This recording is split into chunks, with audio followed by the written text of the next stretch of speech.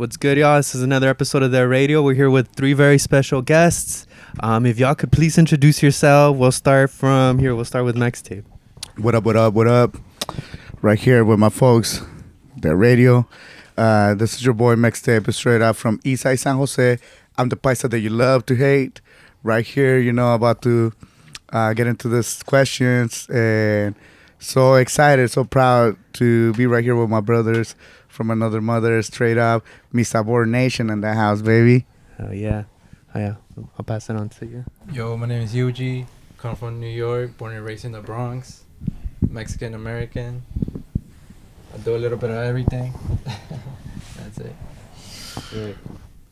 I go by a bunch of different names. Different people know me by different stuff. But if you tapped into the music, you know me in one or two names. You either know me as Millz or you know me as the Negro Mezclador. Born in the city, New York, but I say I'm in PA, so I rep both sides. It's NY and PA in the building. Like That Records, Like That World, Like That Mundo. Mi Sabor, Space Records. I work with a bunch of different folks, so we out here. I'm glad to be here with Their Radio. If we could start off, I wanted to ask y'all about Friday. Friday is the day that y'all came through, and that's the main reason why y'all here in LA. It was the Ambiente Central. How did that go for y'all? I know this was your first time here, Millz. I don't know about you, Yuji. Yeah, it's my first time your too. first time here? Yeah. I know Mextape's been here a few times, but how did Friday go for y'all? How was that? Friday was just amazing. It was a movie. Like I said, yeah, first time out here, first time spinning out here. Ambiente fan, those are homies, but it's the first time I got to meet them in person. They've been showing love, and I know Tony been over here already, planted the seeds that we could work together. Bro worked with them and brought us out to do this. It was great. It was good to see all the faces, and there was a bunch of homies who I've either known over the internet or we've known before who moved out here that we got to see. So it was just great, and it was a beautiful blend of two worlds to know what we do out on the east, see what they do out here in the west, and be able to bring that over and mix it together. And it was crazy. I can't wait for next weekend to see what happened at Sabor. Yeah, because next weekend it's going to be coast to coast. So just to give a little background, Ambiente is throwing the Cumbia show here that will happen on Friday. And next weekend it's going to be at Mi Sabor, the home base for Millz and hellotones and Yuji and the whole team. And Mextape is going to be there. But yeah, so... what about you, Yuji? It's your first time here in LA. How did Friday? I know your role's a little bit more different. I know you're not DJ. You're more of the photography, the videography behind the scenes. But for you, how was it like here in LA? I really love out here. Looking want to move out here. Wait, for real? Yeah. Wait, how come? What about LA is convincing you? I just like the calmness and how time goes man slow here. Over there in New York, everything's really fast paced. Just hustling, and here it's just That's interesting. That's a definitely interesting take. Just because my experience here is a little different, because LA. But I've also never been to New York, so I don't know. But yeah, no, for sure. What about you, Mextape? How's it been? Well, according to my legal counsel, I can't speak about it. Nah, he's kidding. nah, he's gonna joke around a lot. But to be honest, I mean, just kind of being from the West Coast, but actually being part of Like That, Cumbia Net, and all this prestigious organizations. I mean, for me, it's Millz, Yuji, hellotones, Marvelito, Ace. I mean, we all that's my fam. That's like that, and that's what I represent. And I feel I'm the West Coast Avenger over here, and some being able to also play a role of having my West Coast being able to share my West Coast experience with my East Coast brothers, to let them know that nah, it's all good. We got it. This is how things are built, and also too. I mean, just building with Ambiente Central. I mean, I'm a lot older than pretty much every single member of my crews, with the exception of Cumbia Net. That's a bunch of all that motherfuckers right there. Shout out to Space Primo, Turbo Sonidero, and Arrabalero. But yeah, no, I mean, it's being over here with seeing just how Ambiente Central and Like That just came together, or to be honest, Mi Sabor came together to to do the first leg of this bicoastal party. It's just amazing because man, the energy at that moment, it felt so good, and it was almost like like championing like our people. It was like a celebration of achievements, to be like to have representation, to be in a place where it was for us, for the people, like like use the music, the dancing, like the laughs, the memories. This is great. I mean, it's an event that like the closest thing that I can think of being able to grasp what is the magnitude of this is kind of like the Harlem Renaissance, Yeah, and you know what? It's been a few times where I've even spoken to Tones and Turbo where there's this conversation of Renaissance, right? But before we even get to that, because I do want to touch upon that, I kind of want to start at the root of all of our I would say all of our connection to music, and I say one of them would probably be punk music. Is that right or is that wrong? Well, how do y'all feel? I would say that is part of it, because also too, I mean, it's a very complex way to see how everything fits in, because my experience is way different than like the Yuji's experience, Millz experience, your experience, and even to I mean, it's like me and Turbo, we're we have been building since day one. Like I was already doing shows before me and Turbo started collaborating together, and yeah, there is a point where it was like punk and MCs, like hip hop and Spanish, to be honest. Yeah. Shout out to my boy Boss Man, straight out Oaxaqueño from LA, and that's one thing is I feel the yes, there's a lot of things that go back to like do it yourself attitude, because we are never being granted opportunities. So that's the thing about our culture, about us, is that we have to go and make opportunities for us. We have to go and take it, because no one ever handed you like a drum kit and be like, all right, go and be this. I mean, there's opportunities like that, but they don't really happen, especially for like the youth of where we come from. For sure. We don't come from money. We don't come from trust funds. We don't come from like social capital or things of that matter. The only thing that we have is us, and a lot of times it's basically being able to take advantage of the resources that are presented to us and take them further. It's one of those things that it's so dope to see the influence of the LA punk scene, like the Bay and the ska scene.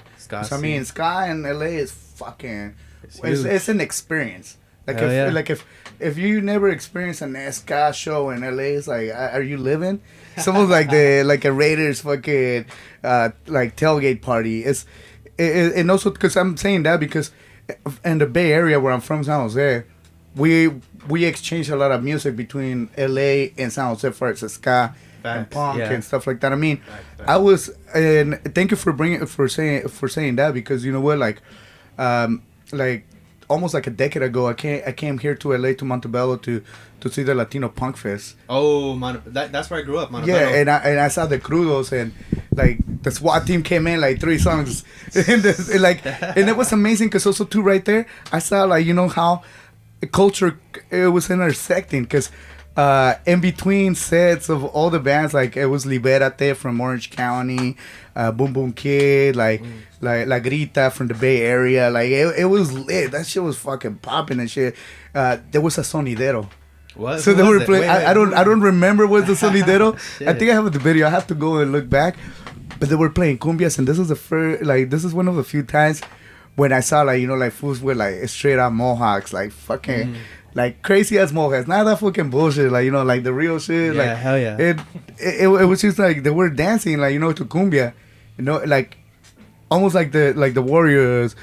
We got the crust right here. We got the punk rocker, and nobody wasting nobody. Everybody was getting along, Everybody was dancing to the tune that they were playing. They were playing Los Angeles Azules, the old school quinceañera fucking mix, But at the same time, to me, right there, it just made me think. It's fuck, bro, This is us. This is the culture that we are in. Yeah. Yeah. No, and what's interesting that you mentioned? It's that connection between LA and San Jose, and even the Bay Area as a whole.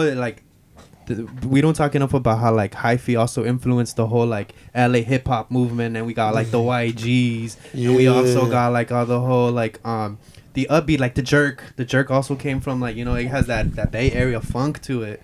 But I also wanted to bring it back to a little bit back to punk music. I know Millz, I know for you, one of the main albums that brought you this interest into music, I don't want to get it wrong, but like what I have here is The Cavalry Is Us, right?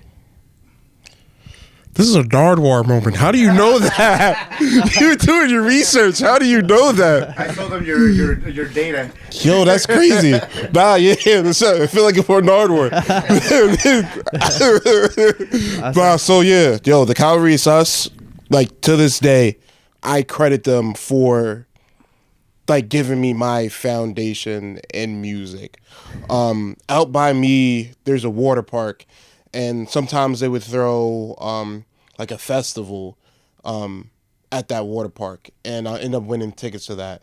I wasn't like a big fan of live music like that. It was just, I was young. I was like a freshman in high school. I didn't really go to shows yet. I went to one show with my pops. Other than that, I wasn't going to shows. So I was like, tickets to the water park. And that's the only thing I was thinking about. And they were playing, and I had to stop. I heard them playing. I think that's when they were. That was after they put out their album, "Cheers to Being Bad People." Mm-hmm. And I heard them play that album, and I was hooked. Like to this day, I always say when it comes to my involvement in music, I hate this word, but community, because people change that word and warp it to extract what they can out of folks, but like real community, I learned that from the punks. So yeah, that album was a formative album for me. After that, what's the other one? Lessons on Moving On. Okay. That was another album that was formative to me. Like those folks right there, they helped me like become a fan of music. I became a real fan of music that day, and then from there, I just became like a crazy punk head. Hell yeah! You think it was that like live experience that really emerged into like what brought you that interest, or what exactly about the music was it that really like grabbed your attention? I honestly don't know. I think it was just I was meant to be there, and I was meant to hear that song and set me on my trajectory. From there, it was when I started to really get like tapped in to like the scene around me. Start going to like the venues around me, and I remember I'd like be bugging my pops to like take me to shows before I had the whip I could drive, or like every year when it was time to buy clothes for school, I'd like try to stash that money to the side so I could buy merch and like have that be my school clothes and stuff like that. So like even with every other genre of music that I love and I appreciate, the foundation of like being an enjoyer of live music, going out, supporting, interacting with folks, it comes from the punks. I always say I was raised by punks. Hell yeah. It's that do it yourself, it's that energy. Yuji, I would say more for you, it's the style, man. You got that punk style, but also like, man, you change your hair, change your fits. Like, what is it punk, or is it something else that's influenced your approach to art? Well, yeah, I grew up in a household full of punks, metaleros. So yeah, you ever seen that video of like punks versus what was that? the Mexico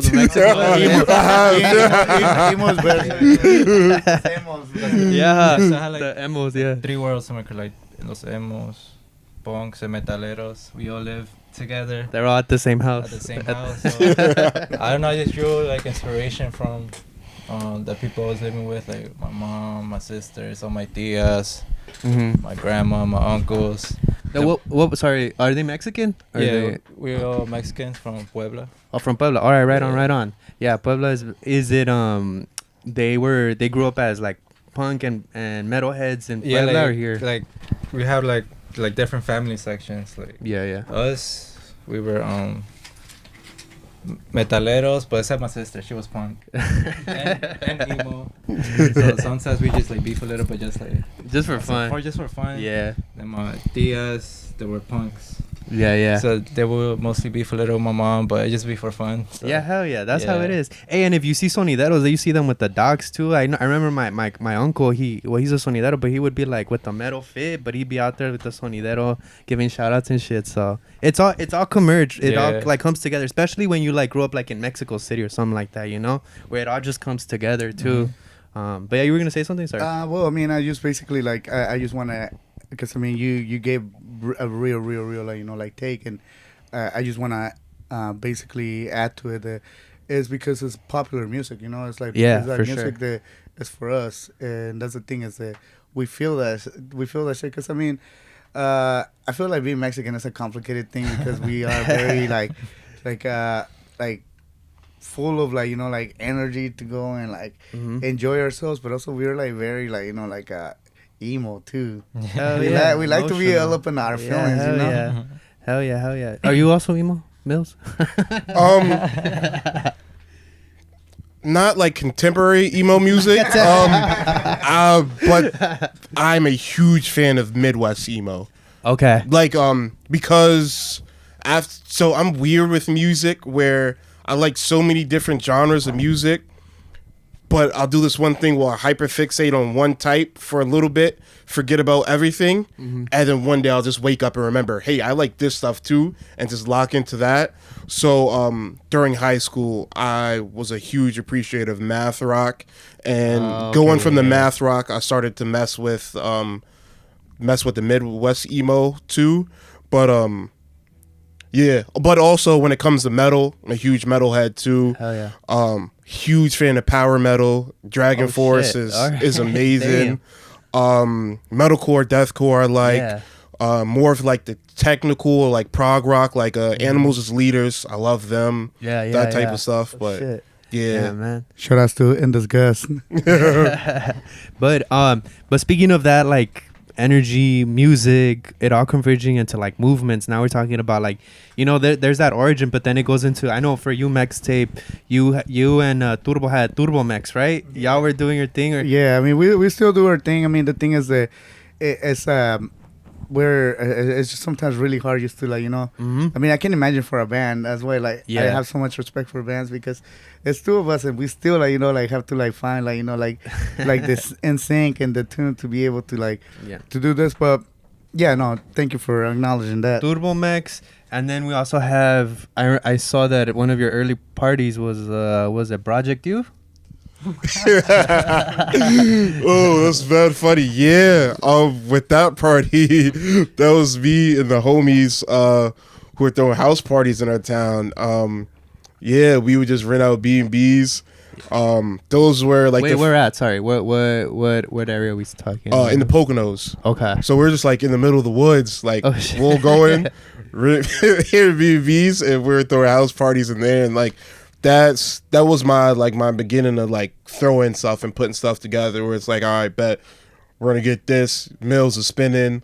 We got bro working the door. We're doing that, and we're doing those for a little bit. We had to chill out with those, but it was good times. It was just that's what we had. We were young. Yeah. I wasn't old enough to play in clubs yet, so like that was like my outlet. Yeah. For that time. Well, did you learn anything from that experience into like what you do now? Like any like experience, knowledge from those, even like throwing parties, you know, or like even throwing events or helping build a movement? Yeah, somewhat. I would say I feel like I wouldn't say it necessarily helped me when it came to throwing the events, because I feel like the approach that you take when you come to like throwing like a house party versus like an organized event where there's more controls or better resources is slightly different. But I say that's definitely where I cut my teeth as a DJ. Those parties were some of like the early parties that I spun. So that gave me like the skills I needed to like read a crowd and really learn how to party rock. I would say that helped me. I wanted to bring it back as well on so we're talking about movements. I know Mextape, you've been doing it for a minute, man, cuz look, and this is out of respect. This is out of like, man, you've been building this shit. Y'all been building this shit for a minute, cuz even before we're talking about like what's happening now as the Renaissance, like the perception of cumbia growing up was totally different than what it is now. At least from my experience, you know what I mean? Especially growing up with like sonidero uncles and like what it is now. It's like it was really like niche and specific to like poblanos and people. Because even here, and especially in LA, like the Mexicans in LA is pretty broad. Like it's pretty like Mexico vibe, right? So then you got the corridos, you got the tamborazos, you got everything. But from your experience, how has it been like seeing that change and seeing like other people also join that movement and being a part of it in different ways? All right, how much time do we have? Nah, just kidding. No, but definitely no. Thank you for acknowledging that, and that's something that like I'm very conscious about. Like, this is what I love. It's like I love to see basically just. I mean, for me, it's like I come from a small town or a big city that is a big. It's pueblote vibes, like. Basically, like San Jose is however you want to see it, the first city of the Bay Area or the last city of the Bay Area, or the first city of the Central Valley or the last city of the Central Valley. Like we have that kind of like that swag. Mm-hmm. And the thing is that when I came to this country, I mean I used basically I got to San Jose and there was absolutely nothing. There was just like a college radio station, and there was like some rockero parties. And luckily, my aunt, she was part of this rockero party. And I grew up with my aunt back in Oaxaca. And when we met back again here, like she was in her 20s. I was like a little teen. And I mean, God bless my aunt, because I mean, like she's always been a beautiful woman. And one of her askings for whenever like suitor came by, it was like, oh, well, you gotta take me and my nephew to the fucking... So I got to see a lot of bands. I got to understand a lot of things because of... I was always inquisitive. I was always, like, curious about things. So I started getting involved with different things because to me, it's like, how in the fuck we're not gonna have something right here? I'm like, in the point of my life where I mean, I feel old, but I was, like, 16 years old, like 15 years old, and I eventually I started to connect with more people. I started connecting with sonideros. I started building these bridges, and to me it was more about expression because growing up and being a paisa, I consider myself a paisa and shit. Like that's the thing is that to me it's like it's like I feel the need that we needed to create something, and I was lucky to just be very very ready to fucking go and dedicate my life for this. And far as getting to see how everything was set up. At first, everything was just so segregated, man. Everything was segregated. It was just hard to get hip hoppers with cumbia dudes or rockeros, because everybody hated each other. It's like, nah, fuck this fools. They don't know what it is. They don't know real. Because that's one thing that fucking fucks me up is the Puritans, bro. Like, that shit, man, get the fuck out of here with that fucking bullshit. You know what? I'm not gonna fucking, somebody is trying to tell me, whoa, the pure hip hop and shut the fuck up. Because honestly, that shit is everything that it has come. It has a root. I mean, hip hop comes from the sound system culture, where it's also cumbia sonidera. It's sound system culture, picoteros. You can't call it whatever the fuck you want, but at the end of the day, this is sound system culture. It's electronic music. It's expression from the fucking people, from the plebes, straight out demos. This is people. This is for us, the working class, the proletarian and shit. That shit, really, it made me think, because a lot of the fucking things that I went, when I was talking about my aunt that took me to El Tri, to Metallica, to these things, it was people that was working people. It was people that, everyday people, they went and they enjoy this fucking things and shit. And I was like, damn, I want to bring that joy to my community. I want to do something like that. That was always my dream. And I kind of I would say that it's been a gift and a curse, because that's just me. That's my vocation. That's what I want. That's I can't see myself doing anything else, because I don't think I can do anything else. It's it's as much as people might say they're like, well, you don't get to choose whether you want to do it. Be like, what do you mean I don't get to choose what I want to do? Like, I want to do something for my community. I wanna be able to say, like, you know what? There's a door right here. Keep that motherfucker open for people to come, and that's always been kind of like my view, because like I said, I'm the oldest member in a lot of these things besides Turbo, and even I started before Turbo, and I endure all the bullshit, all the fucking, like, you know, like finding spaces and shit. Like, I mean, I threw like, if not the first Latinx party, one of the first Latinx party in San Jose, and because of San Jose, it was not like, you know, like something that people would say like, oh, it was LA, it was San Francisco, it was in the middle of nowhere. And I have like some videos where I have like a bunch of fucking rappers with some punk rockers.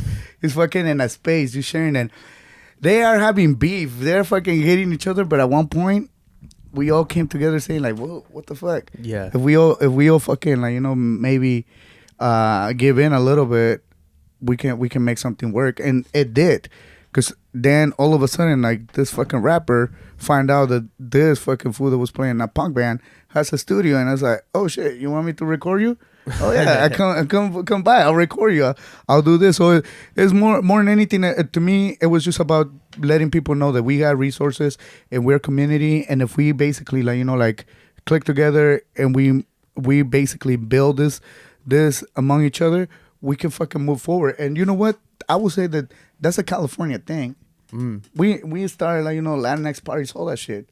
Because there was a point, I know, and I will say this because I'm this old, that I know that someone in LA at one point, they'll say like, fuck it, I'm gonna get like my folks from like, that they're kind of like Project Blow over here with some fucking punk bands. Yeah, like, or like some rockeros and shit, that we're gonna do this shit because we all run in the same circles. We all co-workers. We all went to the same high schools.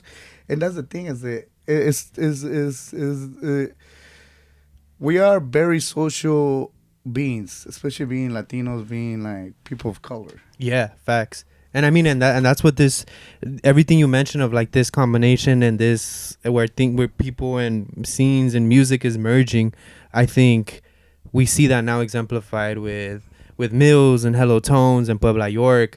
But I wanted to ask y'all, like, what was y'all's introduction to Cumbia specifically? And like, cause like for Millz specifically, like I seen you one week you're DJing with Popstar Benny, and then the next week you're DJing with hellotones. So it's like two different vibes, two different things going on, right? But it's all music at the end of the day, right? So how did y'all become involved with that, with Cumbia? It all starts with Marv, Ace, Tony, and Turbo. The four of them are the reason that El Negro Mezclador exists. So Marv, if y'all watched their radio before, you know me, you know Tony, you know any of these guys, you know who Marv is. Marv is like the foundation for like almost all the stuff we do. The reason we have Sabor, him and Ace were the ones who started Like That. I met Marv when I was a youngin'. I was 19 when Marv first met me. I just started like DJing. Maybe I was DJing for maybe like 6 months at that point. And the way I met Marv is he was teaching at Scratch Academy, and I was taking classes there. He wasn't my teacher directly, but one of the dudes that was teaching me, he saw that I spun Jersey Club a bunch, and he was like, yo, if you like Jersey Club, you got to tap in with Marv. So I tapped in with bro. He's the one who sent me one of his mixes and was the one who got me to start putting out mixes. After that, like once I started getting a little old enough to get in the clubs, he brought me around. I started hanging around with him, and then that's how I eventually met Ace. That's how I met Tony. Started running around with Like That, and then now that's why you always see me with them rapping Mundo all the time, because they're the ones who like really showed me how to like move in the city. But Ace had a project called Lumi. On that, he has a song named Touch, and Turbo has a remix to Touch. That was the first cumbia track that I ever had on my computer. because I got like a pack of Ace tracks. I say the song that really locked it in, that made me realize I was a Cumbia fan, is in 20, I think it was 2020. Tony went to Mexico, and when he came back, he dropped a mix called Back from MX. And 31 minutes in, there's a turbo edit. That is my favorite turbo track to this day. I don't know if you ever heard of the rapper Lil Mouse. I don't think I have. No. So Lil Mouse has a track called Get Smoked. No, was it yeah, right? Get Smoked? Yeah, Get Smoked. And Turbo has a cumbia edit to that. And Tony played that in that mix. And the funny, there's a little more backstory. My fault now that I'm thinking about it. Yeah. So on my dad's side of the family, we're Gambian, West African. So at that time, I was back home in Gambia, and it was like peak COVID time, like right before I left. It wasn't big, and then while I was out there, it got big, and I got stuck over there. I was supposed to be over there for 3 months. 3 weeks. It turned into 5 months that I was back home. So I had nothing to do but listen to music. So I was running that mix constantly just for that track, and then that track and that mix is what turned me into a cumbia fan. So it's Marv, Ace, Turbo, and Tony. That's the foundation to make me like a cumbia head. That's great. And it's that conversion of hip hop and cumbia, right? Exactly. Because like I didn't grow up with cumbia. It's not like my culture, but hearing that track, and it's like, yo, it's crazy how he took like a Chicago drill track and freaked it cumbia, and it was accessible for me. Cause like, yo, I know Lil Mouse. Yeah. So to hear it as cumbia it was crazy. And then I started running those mixes up. And then also the early Like That Records Lot radio episodes, there was one that Tony was on, and he was mixing like the club music with the hip hop and was sneaking cumbia in. So that was also being put in my ear. Back when Like That Radio had its radio show that wasn't on like Newtown, it was like getting dropped on SoundCloud. Turbo had a mix for them. So the way those used to work, it would be like the first hour or the first half hour would be like that, and then they would bring a guest. So I was listening to it for the club music, and then Turbo had a mix, and it was the cumbias afterwards. It was like those four folks are like the foundation for my cumbia knowledge. Hell yeah. And I also wanted to ask you, like, what would, for you personally, what do you feel like? What's your, like, what do you feel you're adding or touching, or like what's your taste that you're adding to your mixes when you perform and when you do your music? Or when you go on as El Negro Mezclador, like what energy do you bring with that? I feel like, so they always make fun of me for this because I usually treat Millz and El Negro Mezclador as two separate people. Like when I bring them up, I speak about them in third person, which is bad funny. I saw that post where you're like, "Oh, defrosting," and I'm like, "What you mean?" Yeah, I always talk about them in third person. So like, I'd say, so my background in like music or DJing is like when I first started, I was a hip hop head. I was a turntablist. Like I wanted to be a battle DJ, and that's how I would approach mixing. And I feel like I kind of bring that sauce to the cumbias a little bit. And then, damn, that's a good question. I feel like that's a hard one for me to answer. But I'd say I try to mix the cumbias the way I mix the hip hop, and similar to how I mix like some of the club music or some of the techno. But I feel like that was my biggest fear when I came into like the cumbia world and became El Negro Mezclador, because before I like started playing cumbia for months, they were in my ear saying like, "You got to do it." And my biggest fear was like, "Yo, I don't belong here." I was like, it doesn't make sense for me to spin cumbia. I was like, "Yo, I didn't grow up with this like the way y'all did," and it's like, but you have the appreciation. It's like that's even more of a reason you didn't grow up with this, but you do love it so much. And then they're like, yo, you know the history of cumbia. You know cumbia has ties back to Africa.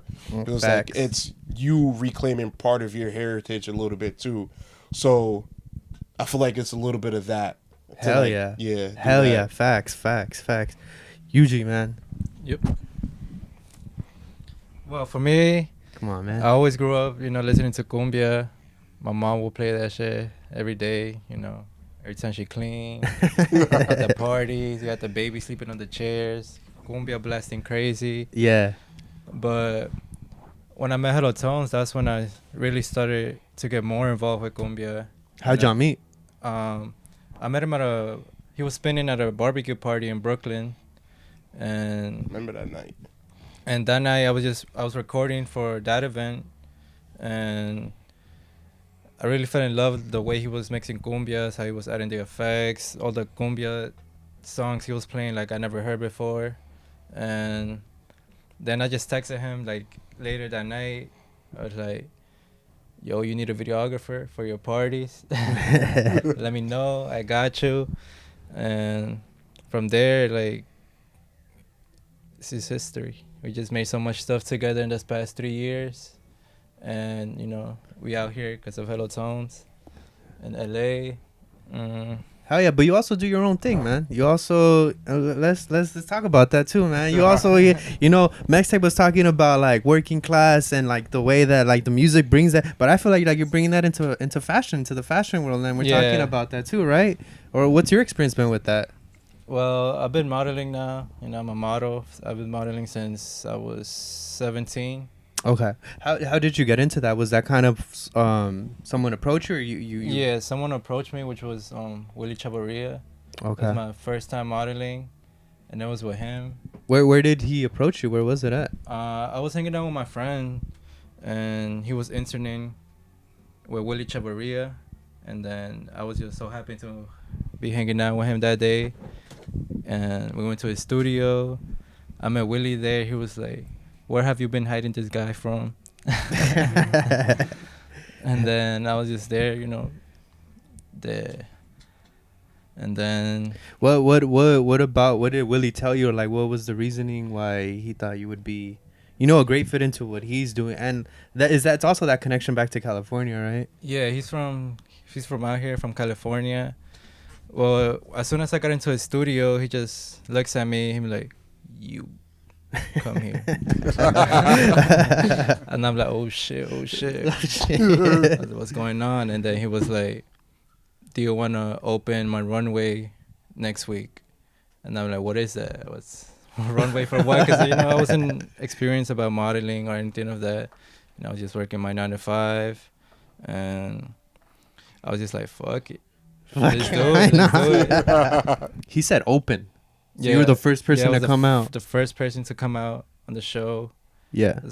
I was hella nervous. I couldn't sleep. I was just like, damn, what if I fall? Because I had like some big ass like. They were like trousers, no, or something like that. Yeah, it was like some trousers, dress, like all the way up to here. That shit was hella long. That shit like tight as hell on my waist. But baggy as hell. Literally grabbed the belt and went. I I couldn't breathe. I was like, damn, this model life. It's crazy. Fuck, dude. Yeah. Single tear. Yeah, single tear. I was like, Like, there's also a large influence with the music, even with the fashion, right? Yeah. Because even when we're thinking about hair and the way things fit, it also comes down to the music, right? Mm-hmm. But yeah. Let's see. I also wanted to ask y'all, like, where do y'all feel? Now we're talking about the Renaissance and now everything's happening. Where do y'all feel the limits or the heights of cumbia to be, or what should it be, or what do y'all want it to be? Do y'all have any like hopes, aspiration with the music? Because you know what? Because there's something you just said, Mextape, earlier, and I wanted to bring it back to that. You said it was a lifelong journey. Yeah, it is. So I kind of wanted to ask you about that. What you meant by that? Like, what do you mean by it being a lifelong journey, and knowing that like very early on? Oh man, I mean, I would say this. It's like, as far as like my origins, I started with like metal. I used to be in like in a new metal band when I was in high school, and I got kicked out of the band because my bandmates, they told me, it's like, bro, you sound like you're fucking rapping and shit. And I was like, you know what? I might take it, because I was poor as fuck. I couldn't afford like, like an amp or like shit like that. Like I would like, my stripper cousin was trying to give me an amp that was like from the 1950s and shit. And I was like, you know what? I mean, this shit is kind of expensive. So when I came across rapping, I mean, I was like, okay, we can make shit out of nothing. This is like alchemy. This is fucking making gold and shit. So, like I said, that was a lifetime journey because when I met Turbo, I was already doing hip hop, and it was hard because of the where I'm from, where me and Turbo were from. Like, there's not a lot of opportunities, but I just wanted to do it. And when I met Turbo, he gave me the chance to like tap in into like cumbia and to like my culture, and I was like, you know what? Fuck it, we run with fucking cumbia and let's see what happens and shit. And I will say this is like, cumbia has given me everything. So when cumbia started giving me the results that I was expecting with like new metal, with hip hop, with everything made sense. I was like, you know what? Everything that I did, like breaking into fucking abandoned houses, throwing fucking like metal shows and shit, and doing this shit, like, you know what? It makes fucking sense. Because the first time I saw Turbo play, I just remember fucking people didn't move. They don't know what to do. Everybody was fucking quiet. In a sense, like they were just taking it in. And to me, I was like, you know what? I just looked at everybody and I was like, oh shit. They're stunned. And I was like, and that's kind of how I got in the mic, because I started directing people to do things. It's like, yeah, what's up, blah, blah, blah, blah, blah. Because I already had that hip-hop experience. I already had, like, oh, yeah, open mic shit, like, battle, not even battling, but more like, you know, like freestyling, like, with homies. Because, I mean, to be honest, I mean, battling to me is kind of whack, bro. All those writing lines and all that shit. You mean like battle rap? Battle rap, it's cool. I respect. I mean, I have a lot of homies that are into it, but to be honest, to me, it's like, I don't know. It's kind of sus, bro. You'll be fucking turning up your homie and so fucking in front of hella people. I mean, I don't mind turning up my homie, yeah. Like, you know, like over here, like, you know, like, and like, fuck the shit. But doing it in a sense that it's like, oh, motherfuckers, they're gonna know like your vulnerability, your weakness. Oh, hell no. To me, that shit is fucking weird, bro. That is fucking weird. But to me, it's like, you know, I'm very good with like freestyle. Like, I can rap, I can write. I can fucking tell you a story and put you to sleep or get you hype. Make beautiful like, videos too. Yeah, yeah, no, and that's the thing is like, you know, like I'm good, like, you know, like I'm good thinking on my feet. I'm like, what's good? Like, and also too, it's like I've been to so many parties, I've been to so many raves, so many things that I just know what I want, and what I want a lot of times is what like the party needs. It's like, you know, let's have some fucking fun. Let's get fucking wild. Let's let your desire be the one who leads you to be in this moment in life where you're enjoying yourself and nothing else matters. Like, you are just listening to the music and you're letting everything go, everything to the point that you're like, yeah, this is it. This is Nirvana. This is my church. Mm-hmm. But my ask is also, is it like, does it feel like music is always going to be a part of you no matter what? Music is everything. If we don't have music, we have nothing. I mean, we can go back to early days. What was the way that fucking people used to commute or have a communions? We used to chant. We used to be around the fire, be like, rah, rah, rah, whatever, you know? I mean, we have had some, like, music is oral history. I mean, we can go back into like in Mexico, like during like the revolution, people didn't fucking know how to read, and you know how they used to get their news through corridos.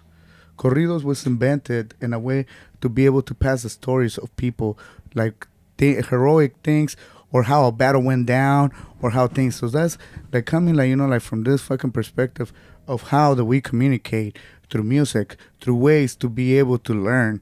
I mean, music is fucking live, bro. Like, I really, really, really, I'm puzzled by people that doesn't like music, or they don't have like a favorite, because it's like, are you living? Who the fuck are you? What kind of fucking idiot are you? Because honestly, like, if you don't like music, you're an idiot. I'll say that. I don't care. Can be my mom, can be whoever. I will say you're a fucking idiot. Yeah, I say that.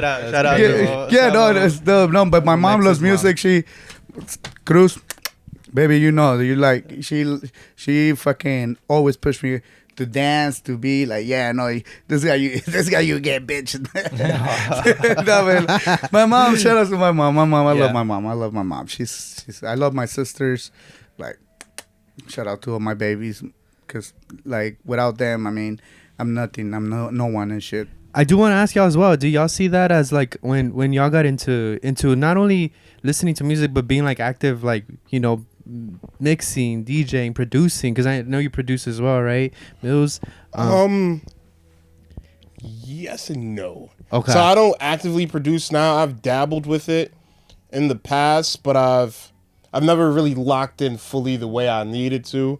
Like in my computer, in my old computers, I have like remixes that are like half done on certain tracks, but hopefully one day I could fully tap that side of my brain. I just yeah. Well, could you break that down as well? What is Space Records?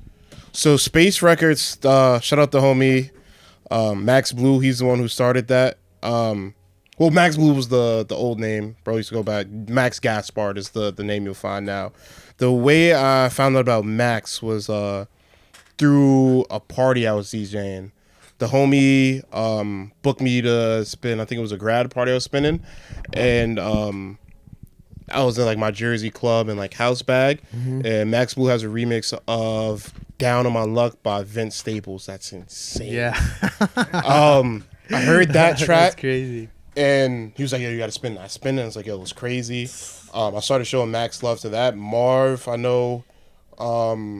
He put me on to some of the older Max songs too. He has a remix of a Trippy Reg track. I don't know why it's escaping the name of me.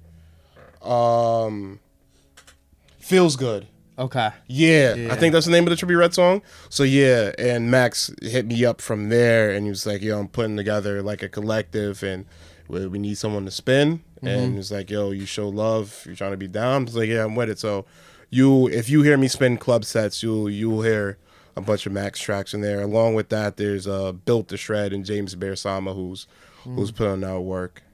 So yeah, that's the Space Records. When you got into mixing and DJing, did you at that moment did it seem like music was gonna be a lifelong journey for you, or even when you first got into like really digging deep into music, did you know that then, or is that? I've always knew that I had an appreciation for music. I remember like one of my earliest memories being back in like Gambia when I was a kid is I remember I had a cassette tape and I had like a little cassette player, and I just remember being like a kid and I loved that cassette player for some reason. I think I was like 4 or 6, so it's like still a little blurry, but I just remembered that. And I remembered like to mess with me, like my big cousins, like my uncles, they would take it away from me and they just see me get upset. Dang. I remember that a little bit, or my dad would tell me stories like, "Yo, if your cassette player wasn't around, you'd get tight about that." But like I've always had some form of appreciation for music. I grew up around like music. I had older cousins who rapped, and like I remember being young and like wanting to be like them and like writing little rhymes. In high school, I was in chorus. I took like the music theory class. Once I just like got out of high school, me and a couple homies had like a couple tracks that we worked on that like I spit on and like wrote a guitar part to. So it's just like I've always had some sort of connection to music in some form, and it's always changing. So I knew I'd be involved in music somehow. I just could never imagine it would be in this capacity. It blows my mind. Like if you told me 2 years ago who El Negro Mezclador is, I'd look at you like you're crazy. It blows my mind. And like I think the illest part about that is when homies who know me from like my older stuff, so like my house parties or seeing me at barbecues or like spinning for rap shows, stuff like that, when they know, only thing they know is Millz, and then they get to come out and come see El Negro Mezclador, it blows their mind, bro. It's the illest thing ever, because it's like, yo, when did this happen? Hell yeah. Just like, yo, when the funniest comment I always get is like, yo, when'd you turn Mexican? But it's just, Shit. I would never imagine that. But like, I owed all to the homies. Like I said, for the longest, I fought it. Cause like, yo, Yeah. it's not my place. And it wasn't that it wasn't my place. I don't think I was ready yet. And then it took some time for me to get ready. And then I did it. And even when I did it, I didn't even tell anyone I was going to do it. For the longest, it was Tony, Marv, Ace, Steven, Sonidero Blues, DJ Chihuahua, all of them. They pushed me like, yo, you got to spin cumbia. And I put it off for the longest. There was one mix that I made. And I only sent that to 3 people. Marv, Tony, and Steven. To this day, only 3 people who ever heard that mix. And that was the first time I ever recorded myself spinning cumbia. And they were like, yo, why have you been fighting us? You're ready. Like, yo, we can hear it. You can do this. So it was the 2-year anniversary from Mi Sabor. So we're all spinning together. So they're expecting like the regular Millz set, like, yo, hip hop, club, maybe a little techno mix in there, some batida. And I played that. But I didn't tell anyone, yo, at the end, I'm gonna play cumbia. And I was like, this is make or break. This is the quick time event. If I don't hit the buttons right, I'm on a different trajectory for this game. No hard resets. You can't turn the game off and start it again. So I did it, and they're like, yo, it's time. And then that's when you started seeing me on the cumbia lineups. That one was the first one, and then the official one where it's like, yo, El Negro Mezclador, like my logo on the flyer, like that and all that, was Tony's birthday last year, the Cumbia Cumpleaños joint. And that was just, it's been up since there. And it's just like, it's beautiful to see because, like, those dudes, it started with them, the amount of love they showed me, the way they embrace me, the way they try to give me my history lessons, try to put me on is crazy. And then seeing everybody else who comes up and shows love, it's crazy, bro. Hell it's yeah, like they make me feel like I'm one of them, and I'm not. And it's just, Hell yeah. exactly. It's just, I didn't come up with this, but everyone who comes up to me has nothing nice to say. Of course, there's maybe a hater in the background here and there, but everyone is like, yo, we could tell you really love this. And that's why I always try to treat it with so much respect, because the only reason I get respect is because people tell how much I care about this. Like, it really means the world to me. Hell yeah. And that's the thing about I check also, you recently put out a low and slow mix, if y'all want to check that out on YouTube. Yeah, That shit is sick. rebajada joint. Hell yeah. But that's the thing about y'all also in the East Coast, is that here, at least from my perception, is we see y'all pushing those boundaries like nowhere else.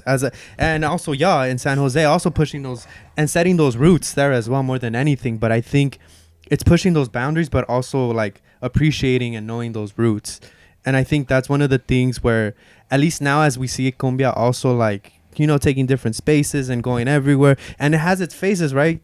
Mextape, like it has its phases, but sometimes those roots kind of get lost within that. And then when I see what y'all are doing, and even connecting it back to here to the West Coast with Turbo and Mextape, it's like I see the boundaries being pushed, but also like knowing that it's still rooted in that, you know. And Yeah. I love that y'all do that, and we're able to show that this last Friday, you know.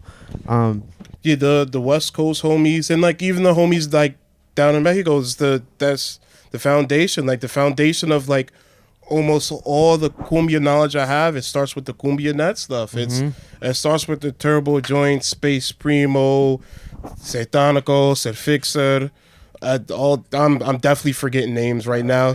Arabalero, Grupo Orihuela. Orihuela, all that stuff. It Plastic starts toy sound. plastic. Yep. Exactly. All those cats are the reason why. Like, big up Turbo. Turbo's he sold me a lot of the records like that I have now. He's part of the reason I have like a good chunk of my cumbia like record collection. Space Primo with what he does. I've bought records off of him.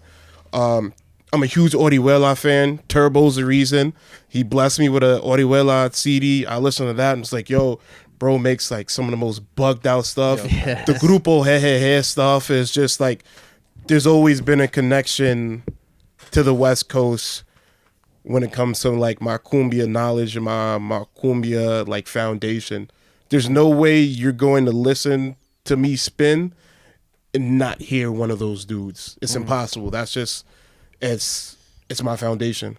A few months ago, there was a piece on Nobels, and it was by Carlos. Y'all should check it out. It was a great piece. What did y'all think of that? What did y'all think of the piece? I know Millz was mentioned, Mextape you were mentioned, Yuji were you mentioned? I'll double check. No, I don't think so. No. Okay, but the big image of PueblaYork is also because of you. So y'all play a different role in it. But what did y'all think of that article when it came out?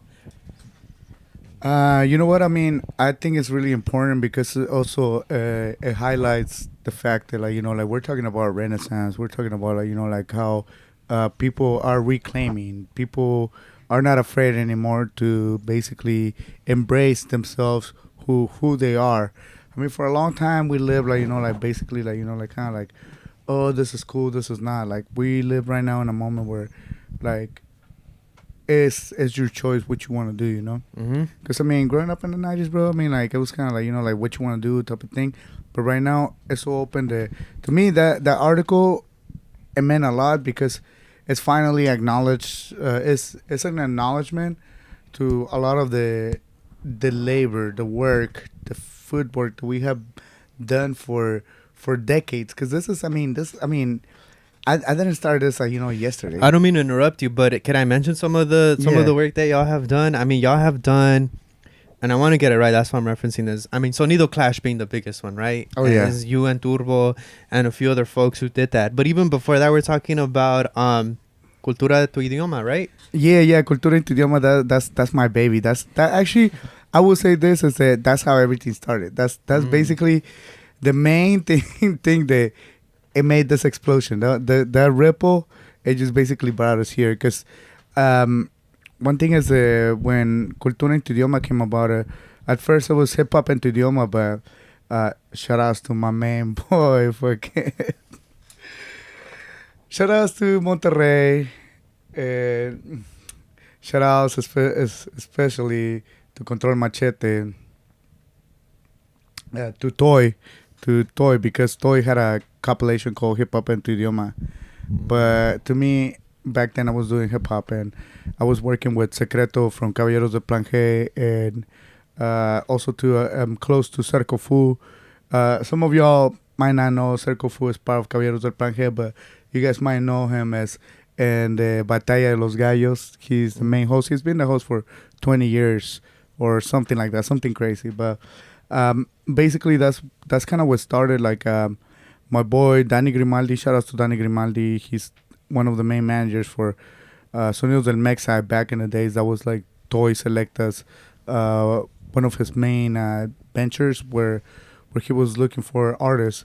So he basically approached me about having a hip hop show in San Jose, and I just say yes because I wanted to be part of it. I wanted to do something, and I just happened to work at this organization called Silicon Valley D-Book, and I had the keys to the office, so I moved everything out of the office, all the furniture, and I had like a little cipher there. And from there, I told my boy Grimaldi, he's like, well, I don't know, Toy might fucking sue you for using like hip hop en tu idioma, so you might want to approach it as something else. And I was like, all right, you know what? I feel like this should be a cultural thing where because also too, me, like I said, I mean, me having my journey going through like metal, through meeting punk rockers, meeting hip hop heads, cumbia heads, like I was like, you know what? A lot of those motherfuckers are my homies. How can we bring this? So me and my boy Tlacoyo, we just came up with the idea, like, well, let's fucking make it like a little mini fest, like Cultura en tu idioma, all ages, fucking $5 at the door, and we'll see. So basically, I ruined my credit that moment because I started fucking flying people from LA, from Arizona. Like I had like folks like La Colectiva, what is now Disco Resaca, playing with us. I had like some Like I said, like bands like Liberate, like La Grita. I had Boca Floja, things like that. And the main thing that made the difference was like we gave Turbo Sonidero his first show. His first show. And from there, it's like, like everything made sense. Like that was because, and also too, Filthy Drums played like also like one of his first shows right there with us. So we kind of started like a whole different like approach to what it was cumbia. Like, cause Turbo, it's a beast. Like you ask that man about music, that man knows music. He is not only a producer, he is a musicologist. Like he can tell you about rhythms, styles, bands, composers. Like this man is like a Wikipedia of music. For me, I've always been into music. So me and Turbo, we have a very high like IQ when it comes to music too. Like talking about so for us, it was like we struck a friendship after we basically met me with shout outs to my boy DJ Oro Once, Tormenta Tropical. Like we met right there, and from there I told him, as like, bro, I'm throwing this event when I come through, and from right there, this is kind of where rippled the whole thing, because this is the first Latinx parties happening in the Bay Area. Maybe there was something happening here in LA, but for us, it was like this is the turn where like we are not only doing like rock, we're not only doing cumbia, no, we're mixing a lot of things, and we have people from there. Like shout outs to New I Tribe, shout outs to Eastside Cafe El Sereno, because basically right there, to Fidel from Aslan Underground, because to be honest, I mean, I was named Mextape in LA. Oh wow! Fidel from Aslan Underground and El Sereno and Eastside Cafe. When I came to my first open mic, like I was talking earlier, like I was in an open mic hunt. I came to an open mic in El Sereno because of my boy Aaron Duran from New I Tribe. He basically said, like, hey, come over here. And I was like, I used to go by Cassette Mexclador, so they couldn't pronounce him. Fidel is like, he's like, and now what you guys, Mextape. And from there, I was like, that's oh, shit. yeah, That's so sick. so that's how Mextape was born. But to be honest, I mean, also too, it's like I understood, I was really into how can we bring the people, because I came from like a non-profit organization, so to me I was more about like how can we do this like a community thing, how can we build, how can we make something bigger than us. Hell yeah. Yeah, for sure. And I mean that origin also led to it was a pretty good like also connection with everything that was going on in that article from Nobels. And then there's also that mention of what it's expanded to, and right, and also it includes Millz, right? But when you saw that article and you saw that whole everything, what did you think of that? Especially because I've also seen you being connected with Nobels, and Nobels is like, it's known to be like a hip hop platform, right? But it was cool to have that highlighted there too. Yeah, because Nobels, like we've done work with them before. At Misabor, was it last year or the year before that we had the Veda show? I got to spin on that one. That was a crazy show. That was sick. That lineup was sick. Yeah, sick lineup. Neonte, Popstar, Days God, Hundo, Veda, Lucille Gotti. I think that was crazy. And seeing that and being mentioned in that article for like the Millz stuff, and then now you see a year or two later getting mentioned for the Negro Mezclador stuff is crazy. But I think the biggest thing for me is like I'm super young when it comes to like my cumbia life. I'm super young in this, and to see my name get mentioned next to the dudes who like set this up for me, it's crazy. Like those, like these are the people I look up to because they set the foundation. And like publications, like they see what I'm doing, and like hell yeah, they see that like, hey, he's stamped because these people stamped him. It's crazy. Really forced bias, real DIY. It's like we wasn't handed this. It was all stuff that got built from the ground up. Like hell yeah. Marvin Lito starting Sabor, bringing me in. The cumbia tasos getting thrown there. These fools doing what they do out here. I just want to say that, I mean, every time I'm in New York with these folks, these folks are fucking working. That's like, I mean, like, it's in the words of the American poet Andrew Nicotina. Even when I'm working, motherfuckers think I'm chilling. Like, wait, say it again. Sorry. even when I'm working, motherfuckers think I'm chilling. Because this is the way they like, you know, like that. Mi Sabor Nation, like they fucking work. Like you, like Millz. It's basically right there doing logistics with Marv. Marv is like, all right, we got to do this. We got to move this. Tony is in the computer. Everybody is playing their part. And that's one thing is that this is like a fine machine, like engineering to their best. Because the way that, I mean, like, I have the opportunities to be there smoking some weed and sitting down and being like, oh, shit, I ain't doing shit. But besides fucking watching these folks do like shit, like, and me saying like, hey, Marv, you want me to do something? Like, how can I help? Because the way that they work, I mean, the way that they came together, this is what it shows, that they do it yourself. Basically, like, you know, like this is a community that is just waiting, like they are ready to go and fucking take over. Yeah, it's just, it's crazy because like those dudes are the ones who like really showed me like how to work and like how to get these things done. And everyone has a super important part, and everyone has the ability to wear different hats. And the only way we're able to do what we do is because everyone has a role. Everyone, you might see one person is spinning this thing, but there's 5-6 people back who did this, who did that, who did that to set this person up to be there. You'll see this person over here, but this person's over here doing that. And we could all be together and do stuff together, but then to go stand on our own and do everything else. So we're always together and always everywhere else at the same time.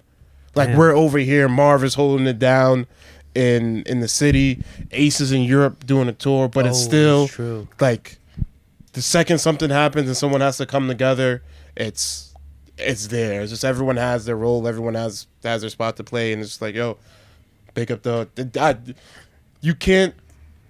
I can't thank those dudes enough. Hell yeah. Especially like once again, Marv, Ace, Tony, they set the tone. But this man Marv is like, I hate that C word, but man's a pillar of community. Like so many people, hell yeah. So many people on this earth owe everything that they have. Marvelito, my brother. That dude is the most selfless person I've ever met. There would be no Millz, no El Negro Mezclador without Marv. That man's a saint, bro. Damn. Yuji, man, what has been your experience with building this and like even your photography, like, and your like videography? I'm sorry, like what got you into knowing like, oh shit, I want to be a part of this. I want to record y'all doing it. What was it about it? I feel like my role here is just recording the history, like everything everyone has done. Record our history, the archives, and try to express it to a way where people can get inspired, understand how we work, understand how we do this, and you know. You knew it was gonna be historic. You know it's gonna be historic. When I first met them, and like I already knew I walked into something, and what was it about it that told you like, oh shit, this is different? Damn, I don't know. It's just this feeling I had when I met all of them. I was like, damn, this is where I gotta be. This is where I'm gonna stay myself, grind myself here, dedicate my life into record, you know, everything they do. So, you know, everyone can see it. No one can forget what we've done. Hell yeah. And yeah. I just want to add up to the, like, you know, like, it's because I feel like, you know, like, some people might think that, oh, like, like we do have these conversations, you know, like we do speak about, like, you know, like how much that we mean to each other, because that's also the foundation is that we got trust in our abilities. Like, we really, really, like, want to be there for each other and make each other grow in a way that it's just beyond our wildest dreams and stuff. Yeah, it goes far beyond work. Work was like the catalyst at first, and it's a like kind of a byproduct, but like it's real life, like family. Yeah, it's real life family. Like these dudes are my brothers. Like we really watch out for each other. Or the days where it's like it's hard, the days when you're not up, it's there. It's easy to be with a bunch of dudes when y'all all like when everybody's up.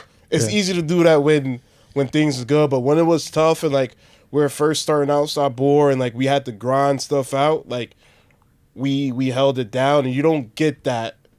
You don't get to where we are now without that pass. Sure. It's real family over there. And I'm grateful because a lot of people don't have that, and that's why even if the superficial stuff they have that success, at the end of the day you got nothing, bro. You That's real facts. life need that family. You need the people you could count on, the people you could fall on, the people that's there.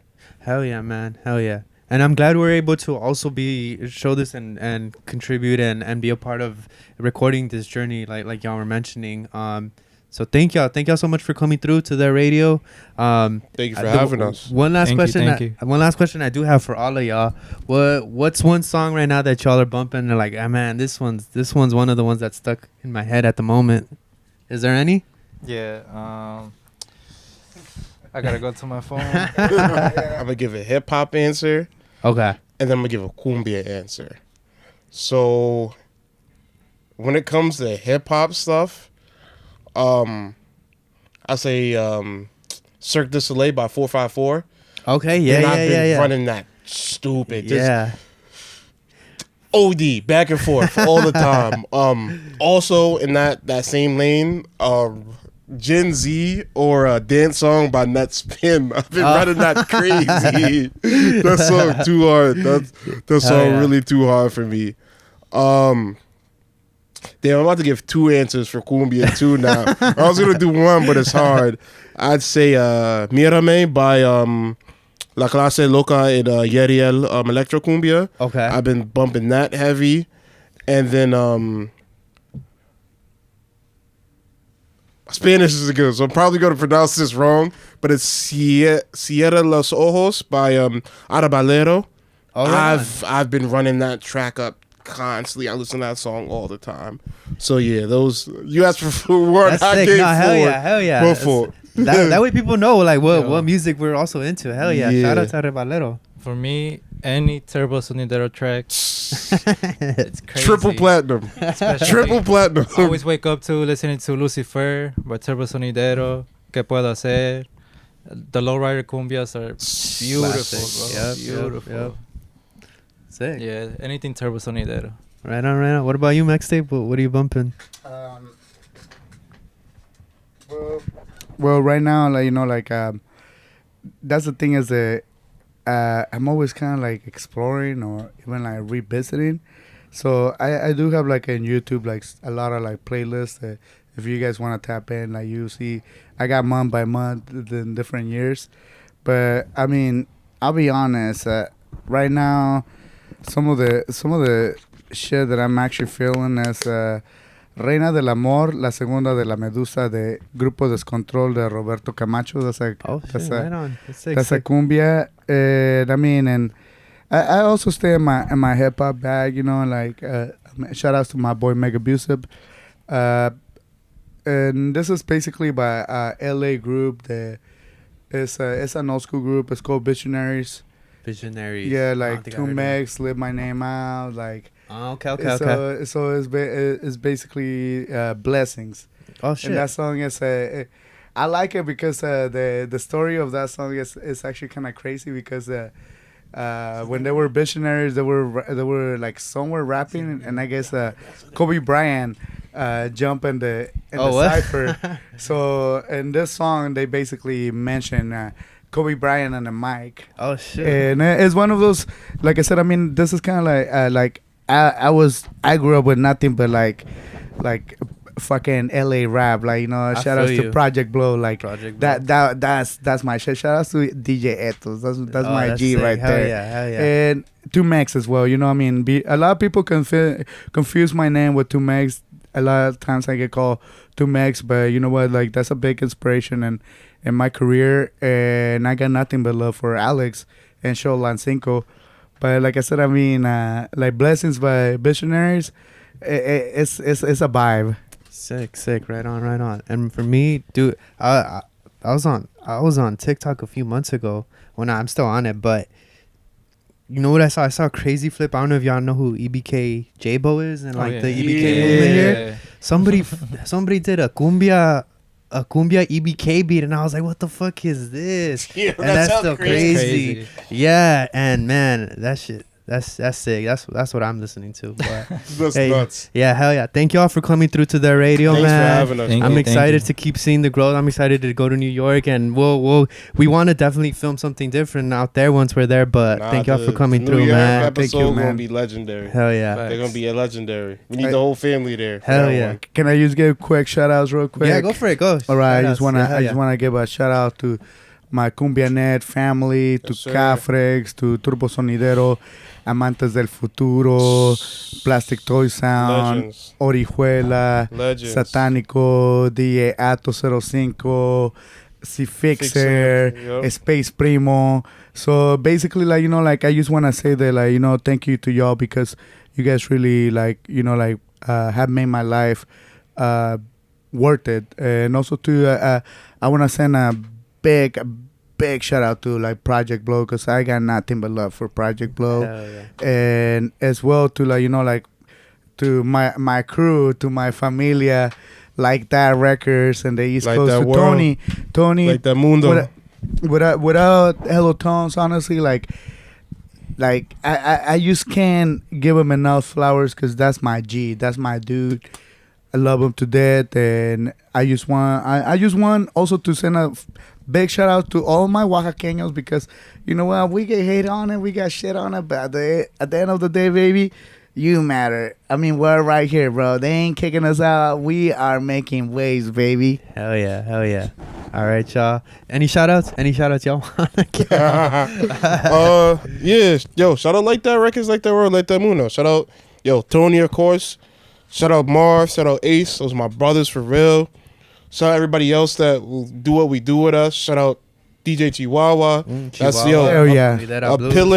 pillar. What I do. Steve and Sonidera Blues. If it wasn't for them, a Negro Mezclador wouldn't be here. Yo, shout out La Raza for real, bro. Sony That- Little Blues for sure. Factual. And shout out La Raza. Real life. Shout out everyone who. Yo, fact, shout out everyone. Everybody, bro. Real life, y'all. Y'all really embraced me and took me in as one of y'all own, and I'll be grateful for that. This is our Forever. chamacos right here. Yo, Hell yeah, Los chamacos. Chavacos de Yeah, Puebla, yeah. York. Chavacos de Hey. Puebla. Shout out to Kavika and to Patas and Patitas and Kaneohe, Barrio Kaneohe, Hawaii, baby, Honolulu, go. baby. Peace. Shout out Misa Bo Cafe, 920 Broadway. If you don't know, now you know. Appreciate you, bro.